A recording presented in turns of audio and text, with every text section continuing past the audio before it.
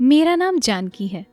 मेरे माता पिता ने कड़ी मेहनत के बाद मेरा दाखिला दिल्ली के एक बड़े मेडिकल कॉलेज में करवाया था। मेरे लिए सब कुछ नया था, नए लोग, नई जगह और नए नए दोस्त।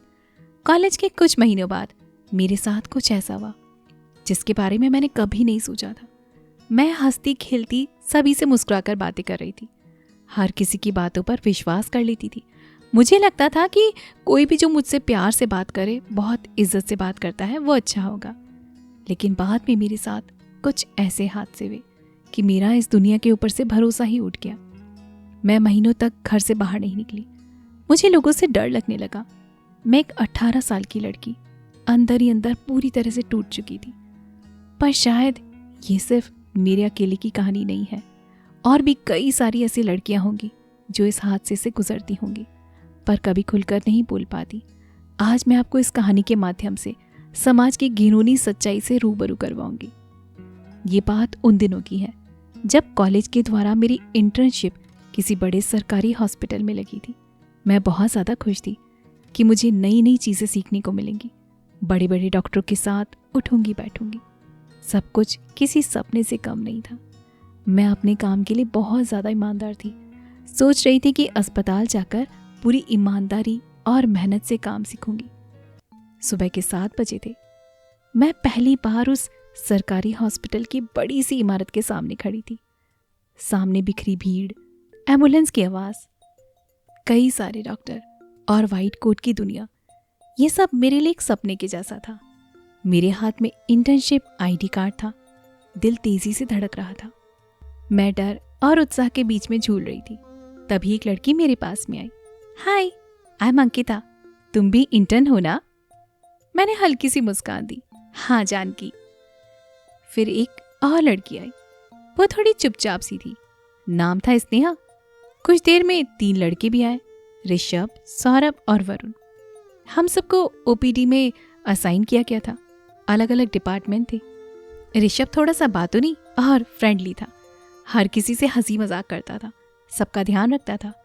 अंकिता और स्नेहा मेरे साथ ही ओपीडी में थे। हम तीनों बहुत जल्दी एक टीम की तरह हो गए थे। पहले दिन का माहौल बहुत अच्छा था। हम एक दूसरे की मदद करते थे, पेशेंट की फाइल संभालते थे, बीपी चेक करना, रिपोर्ट पकड़ाना और हर छोटी बड़ी चीज का ध्यान सीख रहे थे। हॉस्पिटल में कुछ ही दिन बीते थे कि ऋषभ को मेरे साथ काम दे दिया गया। वो बहुत बातें करता था। उसकी बातें मुझे कभी भी समझ में नहीं आई। बहुत ज्यादा डबल मीनिंग, कहता कुछ और बोलता कुछ, करता कुछ और था, और उसकी आंखों में कुछ और ही नजर आता था। कभी कभी लंच ब्रेक में हम हॉस्पिटल के पीछे वाले कैंटीन में बैठते थे, जहां पे हम एक साथ लंच करते थे। ऋषभ अक्सर मेरे लिए चाय लाया करता था। मैंने उसे दोस्त समझा। वो मुझसे हमेशा इज्जत से बात करता था, थोड़ा फ्लर्ट करता था, पर मैं सोचती थी आजकल शायद लड़कों का यही तरीका होता है। पर वो बुरा नहीं था। धीरे धीरे 3 हफ्ते बीत गए। हर दिन नई नई चीजें सीख रही थी। सीनियर डॉक्टर भी मेरी मेहनत की तारीफ कर रहे थे, और ऋषभ अब पहले से ज्यादा करीब रहने लगा था। कभी हाथ पकड़कर लिफ्ट में खींच लेना, कभी पीछे से आकर डराना। वो सब कुछ मजाक में करता था। मैं चुप रहती थी, सोचती थी शायद मैं कुछ ज्यादा ही सोच रही हूँ, वो तो बस दोस्त है। पर एक दिन मैं बैठी हुई थी।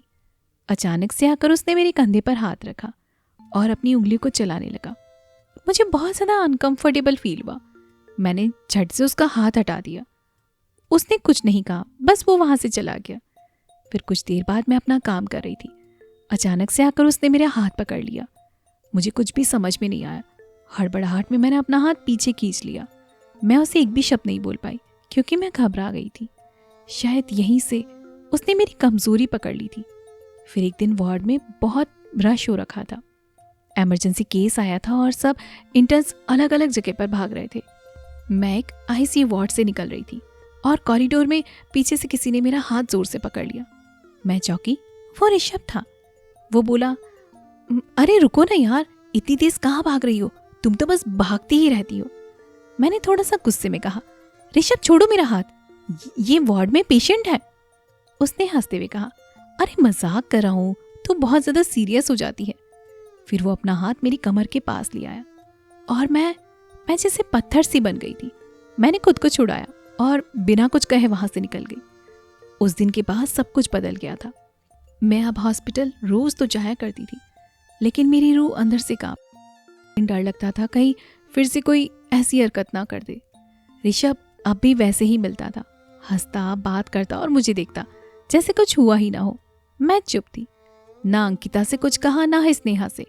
मुझे लगने लगा था कि शायद मुझे दोषी ठहराएंगे, शायद कहेंगे कि तूने ही मौका दिया होगा। अगले दिन लंच ब्रेक में हम सब कैंटीन में बैठे हुए थे। ऋषभ भी आ गया और बगल में आकर बैठ गया। मैंने नजरें चुरा ली, बातों से बचने लगी। तभी अचानक उसने अपना हाथ मेरी जांघ पर रख दिया और मसलने लगा गंदी तरह से। मेरे शरीर में एक अजब सी झंझनाहट सी दौड़ गई। डर के मारे मेरा पूरा शरीर कांपने लगा, सांसें तेज हो गई, दिल जैसे फटने सा लगा। मैंने झटके से उसका हाथ हटाया, बिना कुछ कहे वहां से उठकर चली गई। अब वो हर दिन कोई ना कोई बहाना ढूंढता था। कभी फाइल देने आता तो कभी हाथ छू लेता, कभी वार्ड में पीछे खड़ा हो जाता और हर बार मुस्कुराकर कहता, मजाक कर रहा हूँ जानकी, रिलैक्स करो। लेकिन मेरे लिए ये सब कुछ मजाक नहीं था, ये मेरी शांति छीनने वाली सच्चाई थी।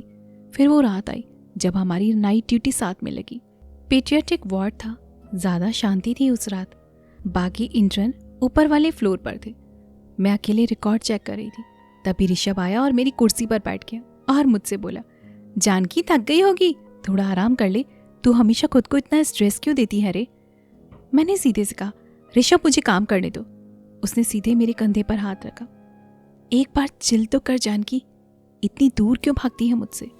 मैंने उसका हाथ हटाया, लेकिन अगले ही पल उसने मेरी कुर्सी को खींचा और मेरा हाथ पकड़ लिया।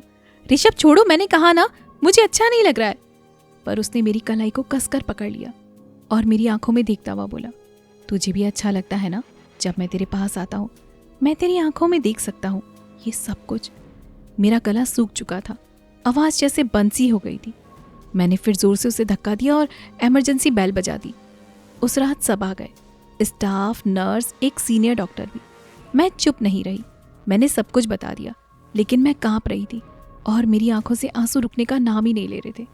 हर वो बात जो मैंने हफ्तों से सीने में दबाकर रखी थी, हर वो डर, हर वो छुअन, हर वो झूठा मजाक, सब कुछ उगल दिया मैंने। थोड़ी देर बाद वो बोला, ये सब कुछ झूठ है। ये खुद मेरे पास आती थी, बात करती थी, मुझसे हंसकर मिलती थी। मैं पास आया तो इसका मतलब ये नहीं कि मैंने जबरदस्ती की है, मौका तो इसने भी दिया है। मैं स्तब्ध रह गई। मैं कुछ कहने ही वाली थी कि अंकिता सामने आई। उसकी आंखें लाल थी, गुस्से और हिम्मत से भरी हुई। वो बोली, नहीं सर, ये पहली बार नहीं है। ऋषभ हम सबके साथ यही करता था। मौका देखकर हमारे करीब आता था, फाइल लेते वक्त हमें छू लेता था, लिफ्ट में जानबूझकर पीछे खड़ा होता था, पीठ पर हाथ रखकर बोलता था, फ्रेंडली टच है यार। स्नेहा भी आके आई, उसकी आंखें भी भर आई। हम डरते थे, हमें लगता था कि शायद हम ही ज्यादा सोच रहे हैं या फिर लोग हमें ही दोषी बना देंगे। पर सच ये है कि वो हर लड़की के साथ यही करता था।